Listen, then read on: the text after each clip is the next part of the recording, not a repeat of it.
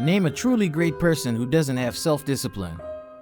Name one bad thing that didn't start because the person didn't have enough self-control. Life is more about how you act than what you can do. People like Marcus Aurelius, Queen Elizabeth II, Lou Gehrig, Angela Merkel, Martin Luther King Jr., George Washington, and Winston Churchill, who will be talked about in this book, inspire us with their courage and hard work. History's cautionary tales, like the ones about Napoleon, Alexander the Great, Julius Caesar, and King George IV, shock us with how much damage they did to themselves. And because each of us is made up of many different things, we can sometimes see both too much and too little in the same person and learn from both. Freedom requires discipline. Discipline lets us do what we want. Freedom and being great. There is your fate. Will you take charge? Discipline is Destinies by Ryan Holiday. As you might guess, the book is full of big ideas. I can't wait to tell you about some of my favorites, so let's get right to it. Consistency is a superpower.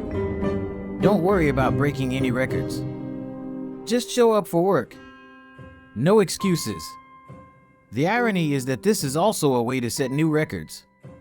Keeping to your word is a superpower. Willpower is very hard to find in everyday life. Lou Gehrig was a good fielder who could also hit well. But the real reason for his success was that he didn't miss too many days of work. You don't have to be great all the time. You do have to show up sometimes. The important thing is to stay for the next turn at bat.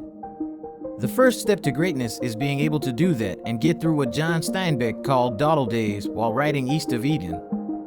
These are days when everything seems out of place, when you're just not feeling it, and when distractions won't stop. Literally. You can't be great if you don't have the discipline to get things done. A little bit every day adds up. Every day counts. But numbers are only interesting when there are a lot of them.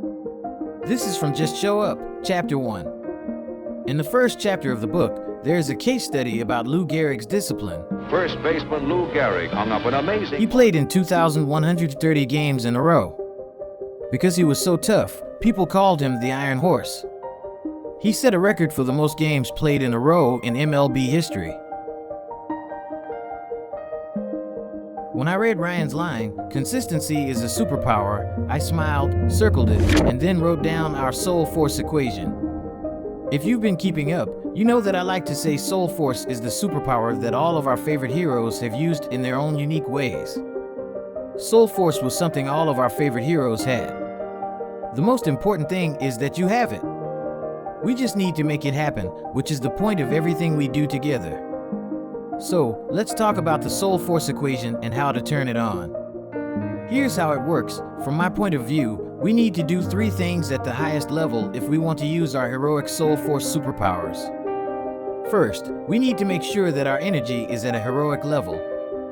Fact is, if we're not good at our fundamentals, eating, moving, sleeping, breathing, and have a hard time getting out of bed because of bad lifestyle choices, we're not going to be at our best in any part of our lives. Then, we need to focus that energy on what's really most important right now, or WIN, which is short for what's important now. So, that's the first part of our soul force equation: energy times focus times WIN. Then we add the last and, by far, most important variable, which is consistency. Know this: if you can only focus your energy on what's important right now every so often, you'll never reach your full potential. But if you can get yourself to show up consistently, you can use all of your superpowers. This is how you put on your socks. Even though they were some of the best recruits in the country and had been playing basketball almost every day for their whole lives, Coach Wooden always started the first UCLA team meeting with a simple exercise. He told the men, "Guys, this is how you put on your shoes and socks." This was not at all what they thought would happen. Not what they thought they would learn from one of the coaches with the most wins in sports history. But it was exactly what they needed and, as they came to realize later, the real key to success on the court and in life. We all think, of course, that this is old news. We need to think about something more important. We want to do something more interesting. Less basic, less fundamental. We want to really push ourselves.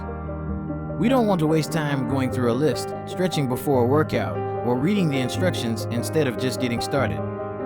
But that's the point. We can only handle big problems if we take care of the small ones first. This is from the chapter called Sweat the Small Stuff. Even the strongest will suffer. That's what it means to be a pro. Whether you win or lose, you treat it as a chance to get right back to it. To get back to your groove and stay there, because that's where you feel most happy, in charge, and connected. Even the happiest, strongest, most self-disciplined people will stumble under the weight of their situations or the results of their actions. Even though he went through terrible things in the Holocaust, Viktor Frankl is remembered today as a person who never lost hope and who never stopped believing that people have a purpose. Still, he sent a note to some friends in 1945, right after the war ended, that said, "I am so tired, so sad, and so lonely I can't even say it." When you were in the camp, you thought you had reached the lowest point of your life. But when you came home, you were forced to see that things had not lasted, that everything that had kept you alive had been destroyed, and that now that you were human again, you could sink into even deeper suffering. It's hard to say he's wrong. It's also hard to imagine what the world would have missed out on if he had stayed here or, worse, given up. Instead, he got back up despite everything. He said yes to life, to a second chance, to getting back in the ring, and to working hard to find happiness again. After all that, if he can do it, so can we all. Our self-discipline compels us to. Our destiny depends on it. This is from the chapter Can You Get Back Up? In Part 2. Perseverance. Life doesn't seem fair. That's not nice. It requires not only mental and physical strength, but also what the ancients called karteria, which means perseverance. If not, we would not be able to go on. We couldn't stand up to the blows of fate, which were meant to make us give up on ourselves and give up our minds, principles, and philosophy. Witness Lee, a preacher, said, "Forbearance is the sum of all our human virtues." Not just getting through one or two storms, but more than that, as anyone who has had a bad year, decade, or worse can tell you. But it is the people who are struggling, who face problems, pain, and doubt, who refuse to give up and stop trying. This goes beyond courage. They have won over their bodies and minds, even though those were the things that were working against them the most. We have to see them as heroes. Perseverance. What people used to call karteria. Once we have trained our minds and bodies, we are ready to train our souls, and this chapter in Part 3 is called Endure the Unendurable. Theory to Practice to Mastery. This book, the second in a series about the cardinal virtues, has been about self-discipline. Here at the end, it's important to note, words aren't important. Deeds do. The connection between temperance and the other three virtues of courage, justice, and wisdom is the best proof of this. Without self-discipline, these things are impossible and even pointless.